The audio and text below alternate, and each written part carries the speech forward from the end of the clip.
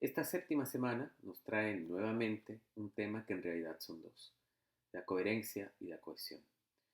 Seguramente les habrá pasado que a lo largo de su vida académica y a lo largo de su vida se han encontrado con textos que han estado escritos de modo correcto y que sin embargo son textos débiles, son textos flojitos, que no tienen esa capacidad de convencernos, esa capacidad de articular ideas del todo claras, y justamente es lo que vamos a tratar con la coherencia y la cohesión. Es decir, vamos a ir un poco más allá de lo que hemos visto hasta ahora, que es esa corrección gramatical, esa corrección sintáctica, esa corrección ortotipográfica.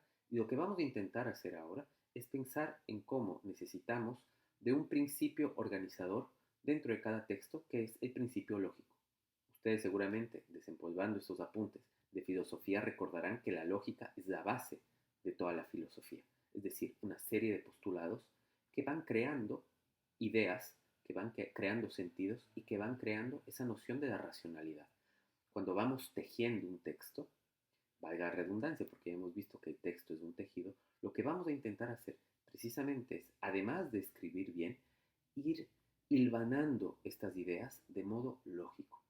Y tanto la coherencia como la cohesión sirven para construir esto.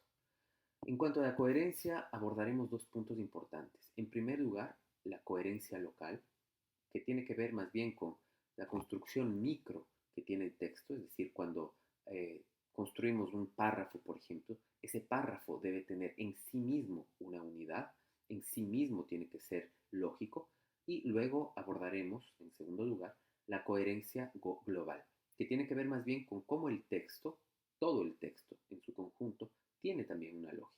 Eso nos permite al final de que leemos un escrito, por ejemplo, que sepamos de qué se trata ese escrito. Respecto a la cohesión, que se refiere más bien a ese aspecto unitario, sólido del texto, lo que vamos a abordar son tres elementos que son fundamentales. En primer lugar, los estructuradores de información, que son palabras o conjuntos de palabras, que sirven básicamente para unir estas frases, oraciones y párrafos que dan ese sentido unitario. Veremos cómo, a pesar de que utilizamos una serie de conectores de modo casi automático, no siempre estos conectores son los adecuados. Y para escribir un texto que sea lógico, lo más lógico posible al menos, necesitamos una precisión respecto a la utilización de estos términos. La segunda cuestión que vamos a estudiar es la de ixis, que tiene que ver con el dedo, con ese acto de apuntar. Aunque no vamos a hacer un estudio profundo de la deixis que nos tomaría semanas, en verdad, lo que sí vamos a tratar de hacer es de pensar cómo este elemento nos permite crear una cohesión al momento de entender que quien focaliza el texto somos nosotros. Es decir, tenemos alrededor un mundo al que estamos señalando constantemente.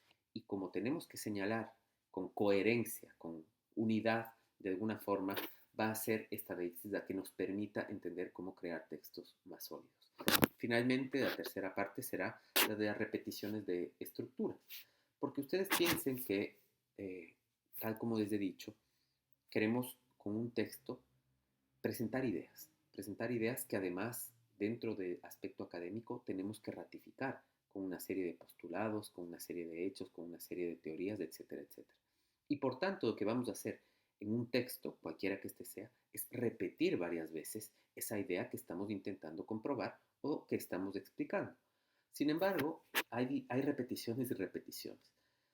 Eh, si bien queremos reiterar una idea, tenemos una serie de mecanismos que nos otorga la misma lengua para que esta repetición tenga una suerte de elegancia, de elocuencia, que no nos permita caer en cacofonías, en reiteraciones innecesarias, que desmerecen sin duda nuestro propio discurso. Por tanto, vamos a utilizar estos tres elementos, vamos a intentar practicarlos.